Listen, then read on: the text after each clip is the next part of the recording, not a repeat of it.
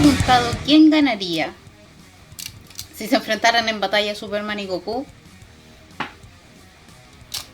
Yo creo que ni se enfrentarían porque los dos son tan absolutamente buenos y quieren salvar siempre a la humanidad que sería bien raro que se enfrentaran.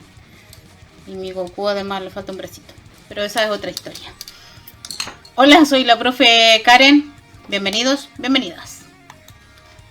Mi mamá solía llamarme la atención porque veía demasiados monos chinos.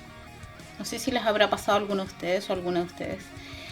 Resulta que los monos chinos no eran chinos, eran japoneses. Sin embargo, para nuestro país y nuestra cultura tan alejada, chino, japonés y coreano pareciera ser lo mismo. Ustedes, yo, sabemos que no es así. Que la gran variedad de culturas en Oriente es casi imposible de conocer en una sola vida. Hoy vamos a hablar de las primeras civilizaciones del lejano Oriente, especialmente dos de ellas. China y la India. Al igual que en Egipto y Mesopotamia, en el sur y este de Asia, surgieron grandes civilizaciones cerca de ríos muy importantes, de valles fluviales. Y por supuesto que todo este entorno natural, toda esta gran cantidad de agua fue determinante en su desarrollo histórico. Según restos arqueológicos, siempre que hablamos de esta época, encontrados en China y en India, ya en el Neolítico, había personas cultivando arroz junto al río Yangtze o río Amarillo, alrededor del año 8000 a.C., muy antiguo, y también cultivadores de cebada en el valle del Indo, del río Indo, cerca del año 7000 a.C. Ambas culturas neolíticas fueron desarrollándose cada vez más y creciendo para dar origen a dos grandes civilizaciones urbanas. China es una cultura tan desconocida hoy en día como en la antigüedad. Tiene tantos siglos, milenios de historia, que aunque dedicáramos nuestra vida a estudiarla, probablemente nunca sabríamos todo. Un ejemplo de este desconocimiento es de cuándo comienza la unificación en China. Para algunos historiadores, la primera dinastía es la dinastía Shang, alrededor del año 1700 hasta el 1000 a.C. Para otros, sin embargo, la primera dinastía es la dinastía Xian, anterior, entre el 2200 y 1800 a.C. Ahí les dejo la línea de tiempo para que se ubiquen temporalmente. ¿Qué es lo importante de esto? Independiente si fue la dinastía Xian o la dinastía Shang, es que desde sus comienzos China mostró una gran unidad cultural. Las distintas aldeas, sus ciudades tenían la misma cultura, es decir, sus tradiciones, cosmovisión, su forma de vida era prácticamente la misma. Y esto todavía se ve en la actualidad, donde si decimos China vamos a pensar en algunos elementos culturales que abarcan todo el tremendo territorio. Las diversas dinastías que gobernaron China lograron recién una gran unidad y transformar China en un imperio, en un enorme imperio. Esto sucedió en el año 221 a.C. ¿Qué dinastía era la que estaba en ese momento? La dinastía Han. Se las presento. Ahí es cuando comenzamos históricamente a hablar de un imperio. Por supuesto que la sociedad era altamente jerarquizada, muy jerarquizada.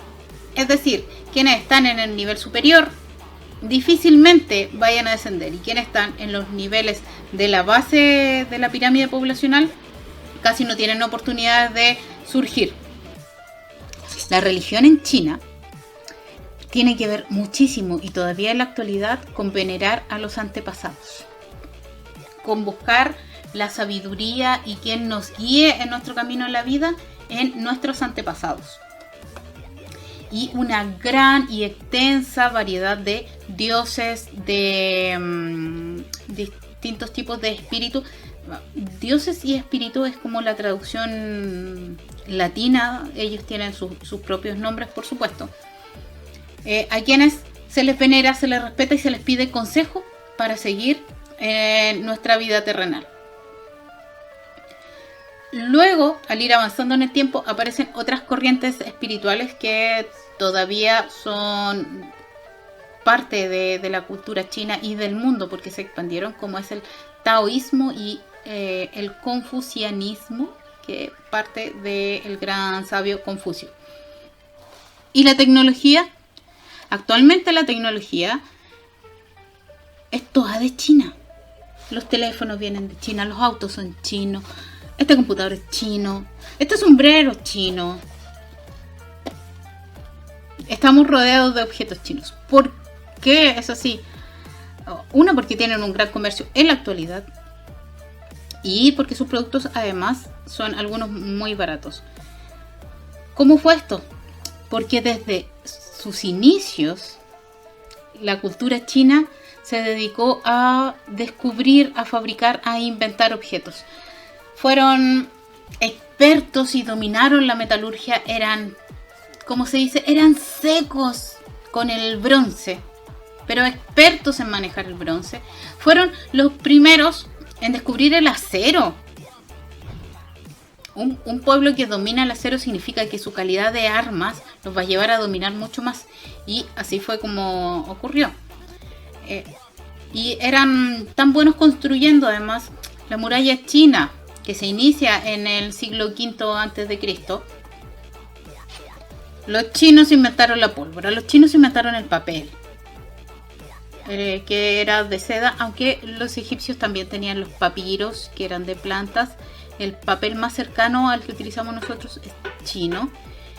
Si inventaron el papel, obvio que inventaron la tinta, y de ahí que la escritura china exista desde los tiempos muy muy antiguos, 1300 a.C., con un alfabeto que no es alfabeto porque no es de letras, sino que es de símbolos.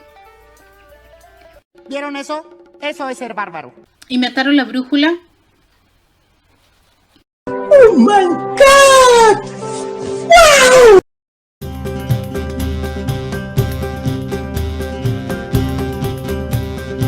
Y la otra civilización de la que hablamos al principio de este video es la civilización india. Es decir, esta cultura que se empezó a generar en el valle del río Indo, con antecedentes arqueológicos muy muy antiguos, desde el 7000 a.C. hasta cuando ya se empieza a establecer como una civilización, es decir, un modo de vida urbano, entre el 3000 y el 1300 a.C. ¿Qué sabemos de esta civilización india? Que su organización, al igual que las demás, tiene una base y un componente religioso muy importante, que estaban organizados en castas, en grupos sociales desde donde no se puede salir, es difícil cambiarse de grupo. ¿Cuáles son estos grupos? Les voy a leer los nombres porque son un poco complejos para mí y se los voy a ir mostrando acá en pantalla. Están los brahmanes, que son los encargados de la parte espiritual del pueblo, son los sacerdotes. Son personajes muy poderosos porque son quienes manejan la lectura.